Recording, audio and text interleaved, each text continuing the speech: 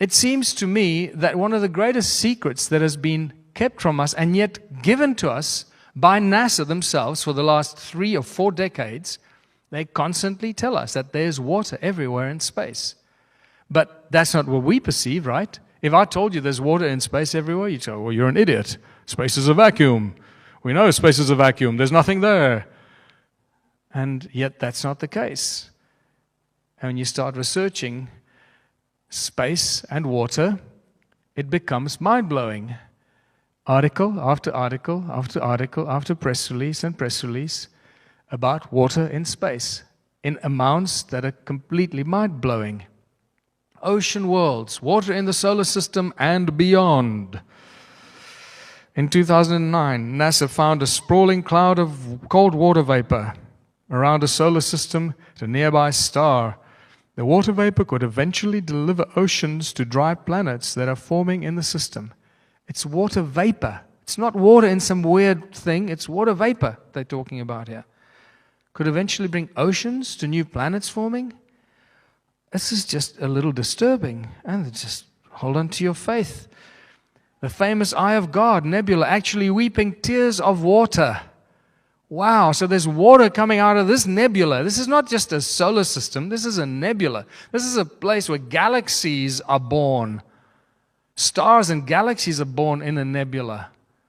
And water is coming out of this. Can you imagine the size of the water that's coming out of a nebula? It's like one drop of that would engulf our entire solar system. And it just goes on. You know, oceans detected inside Saturn's moon, and stars found shooting water bullets. NASA confirms best ever evidence water on Mars. Water from Orion. Now there's water coming out of the constellation of Orion. And this is a big one. Star found shooting water bullets. I mean, a star shooting water bullets. A star is supposed to be a sun. There's water on a star. I challenge you after this evening, go to the pub tomorrow, strike up a conversation with somebody and tell them, did you know that there's water on the sun? What do you think they're going to tell you? You're a freaking idiot. They don't have enough information. So we're getting to this point now that you can't have a discussion with somebody about any subject unless they have sufficient amount of information. Because they'll constantly block you, tell you you're stupid, and so forth. So it's tricky, and we have to navigate this river of discussion and debate very gently and very carefully, because we're going to lose friends and families and break up partnerships because of new knowledge and information that some of us embrace and others discard as BS. So then they do a study, NASA, and they say basically all stars have water. This is the conclusion. I'm not going to read the fine print. You can do this yourself. All stars have water. That's the conclusion. And stellar sprinkler nourishes galactic garden. Wow, I didn't realize there was a garden out there in the cosmos. It's being watered by some stellar sprinkler. That's lovely. I'd love to see this garden. I wonder how big those plants are, dude. Man, wow. This is like bigger than that tree on Pandora. And then water on the sun. Stanford University tells us that there's water on the sun. And even better, a more appropriately named university, Waterloo University, tells us that there's water on the sun. And I'm going to leave this here because you need to go and do some of your own research here. It seems to me that the universe and the water are the same thing. On the left is one of those deep space images of the universe. On the right is a picture of a swimming pool. And I think you start seeing what's going on here. And the lies and the deceptions are getting bigger and bigger. Also keep in mind that many of the images that we get shown by NASA come from radio telescopes, not from optical telescopes that actually photograph an object. It's a radio telescope that brings radio signals, and then they convert those into beautiful images through NASA's artistic impression graphic designers. Right? So these are often you don't see pictures. These are radio telescopes. Our very own solar system is completely surrounded by water. They tell us it's ice, but can we believe them? Is it ice or is it water? Like water vapor, like that other thing. I don't know, but we call it the Kuiper belt. It's a belt in a disk that surrounds the outer perimeter of the disk of our own solar system. Our solar system is a disk. Keep that in mind. I'm going to come back to this. So is the Kuiper belt this huge amount of ice, right? And that whole thing is now completely engulfed by more water called the Oort cloud that completely engulfs our entire solar system. It looks something like that. So suddenly, our own solar system is made up of water, surrounded by water, and yet there's supposed to be vacuum in space? How does this work? Where does that vacuum in the water, how does that break up? How does it work? Where does the water go? Where does the vacuum begin or end? And it's a little confusing for me. But we know that there's water in space because they keep telling us there's water in space. So suddenly the Bible makes a lot more sense to me, because I've always had a problem with one of those statements in the opening phrases of the Bible, when the Spirit of God moved over the waters. How can the Spirit of God move over the waters when nothing has been created yet? Surely water should be part of the creation. And I'm starting to see now why water is so sacred. Is it possible that water is so sacred because water is actually foundation of all creation, or is connected to all creation? Well, if you look at chemistry, it seems like it, because between oxygen and hydrogen, you've pretty much got the same elements in every other chemical reaction or chemical formula. Hydrogen and oxygen are part of pretty much everything. You cannot separate it. Hydrogen and oxygen make water. So it starts to get really interesting and compelling to think that water is actually made up of space. And God said, "Let there be light." So the Spirit of God is moving across the waters, and it's the sound of the Creator that makes the light. How does that work? Well, in modern science, it's known as sonoluminescence. When you put a sound frequency into a body of water, after a little while, a beautiful bubble appears filled with light. Sound in water. Sonoluminescence. God said, "Let there be light." Is it possible that water is the stuff that holds the universe together? I'm beginning to believe that. I'm no longer believing the lies of NASA and their fake CGI images that they send us and give us. Sorry. In 2013, astronaut Luca Parmitano almost drowned on a spacewalk. How does an astronaut almost drown in a spacewalk? And they covered it up by putting out a press release. So they always have a back door. They always have a back door out. But if space is water, where does the watery space begin? Where is the edge? Well, if we start listening to what the Bible tells us in some ancient scriptures, maybe we should listen to all of it. It says, God placed the firmament in the sky to separate the waters of the heavens from the waters below. I have no idea what that means, but I'm starting to get an interesting picture.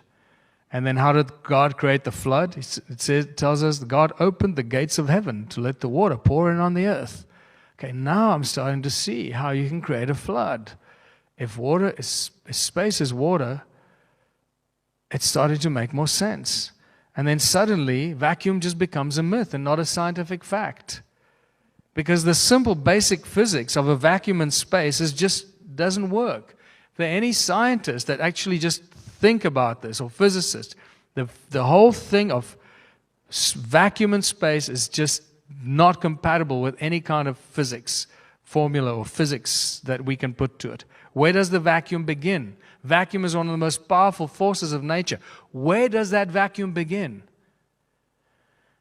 We often get confused between gravity-free and vacuum. They're not the same thing. Just because there's no gravity doesn't mean you're in a vacuum. And just because you're in a vacuum doesn't mean there's no gravity.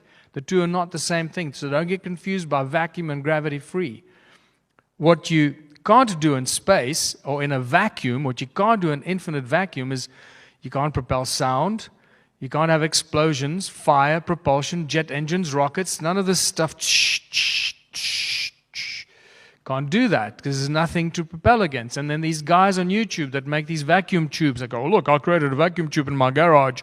I'll show you that you can propel a rocket in a vacuum." I go, "Really? You've lost your brain. You're comparing a fishbowl in your garage to the infinite vacuum of space? You really lost your mind, dude. And then you start watching like SpaceX sending a rocket up into space, and the very well-trained presenter that's got all the buzzwords. She knows all the lingo and all the buzzwords. And at one stage I was watching and she says, and the rocket is about to enter the vacuum of space. Really? And millions of people are watching this and they believe this. You see, they just, oh, the rocket just entered the vacuum of space. Where? How did it, where? Please frickin' explain that to me. In scientific terms, not in BS terms. Oh, you won't understand it. No, please try me. I want to understand this. Explain to me where that vacuum begins. And we start realizing that everything we've been told about the moon, moon landing, space, is probably one of those big hoaxes. It is a tough one to swallow, but we're going to have to start swallowing it sooner than later. The longer they string us along, the longer the worse this is going to get. So, for those of you that still believe that we landed on the moon, I'm going to shatter that for you right now. If you've not seen Jay Widener's Kubrick Odyssey, that's the first point of departure. Watch Jay Widener's Kubrick Odyssey, and you will never believe another word NASA tells you. You'll never ever believe that we landed on the moon, and you'll understand Stanley Kubrick's role in this entire thing, and why he eventually died when he pushed it a bit too far with eyes wide shut. But basically, everything you've ever seen from the moon, all the images or footage of the astronauts was shot by Stanley Kubrick in the early days. I'm not sure who shot the more latter part, possibly him as well. But the earliest moon landings and all that shot by Stanley Kubrick with his very, very specific style of cinematography. It's a dead giveaway. And that gave him basically the freedom to make whatever movies he wanted. He then made a movie called The Shining to tell us that he was the guy that shot the moon landings. And for some people that still think the moon is a real physical thing in the sky, that we landed on this physical object in the sky, the image of the moon that we see from Earth is part of the agenda. It's part of the particle physics agenda that I'm coming to make us believe of particles that make up everything in creation. And we need to reconsider what the moon is, because after you've seen the lunar wave, you'll never think of the moon the same way again. And this is what the lunar wave is. The first one was filmed in 2012, and it's this weird electronic glitch that goes across the moon every so often. It's been filmed hundreds of times now, not just by one person, but by many other photographers with very high definition lenses. And pay attention, because it's like the old computer and TV screens. You see this line, this electronic line, move across the moon.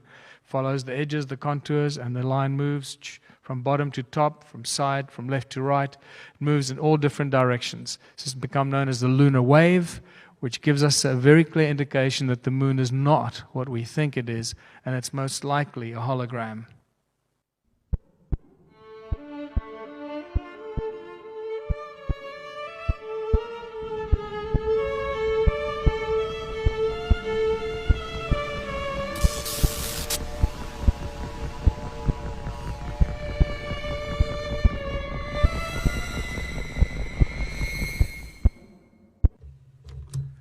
All right, welcome to the Crow Discovery Project. Again, this is the 2012 lunar wave footage, the best example of the lunar wave that we have, and I'm going to show you some things that sharp-eyed followers have spotted long, long ago, and that I have talked about, but I have never taken the time to carefully illustrate.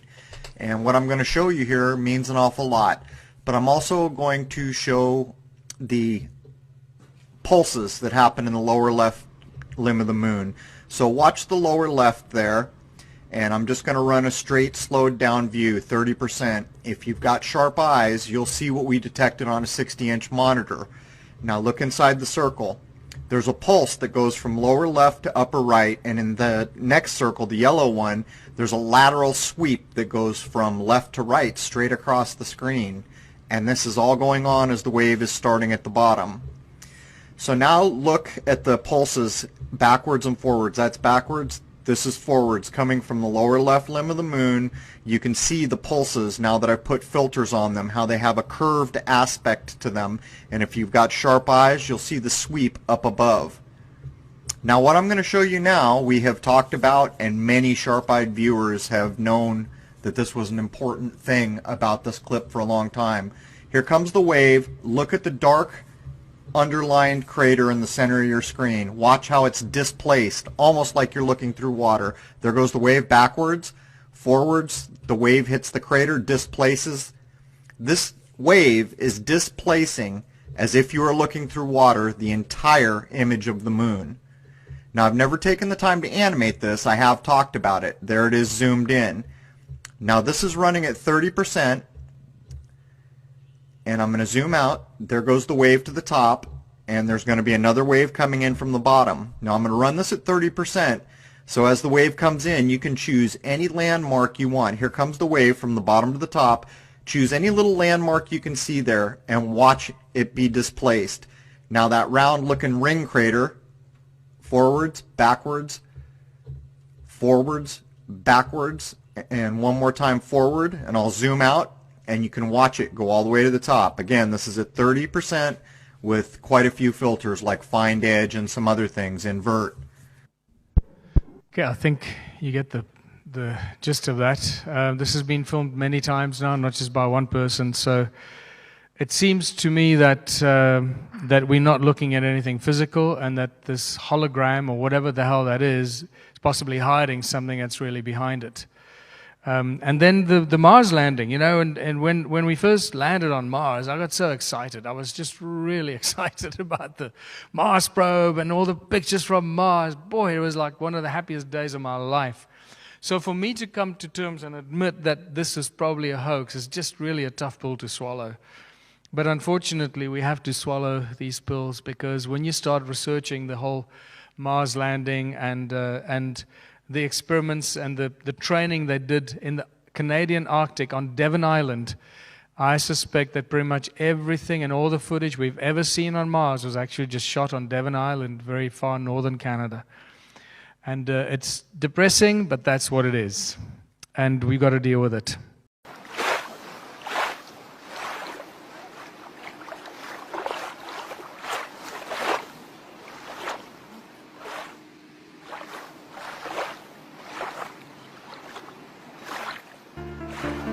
Okay, I'm going to show you with a bowl of water and the sunlight how the stars and planets reflect through the firmament.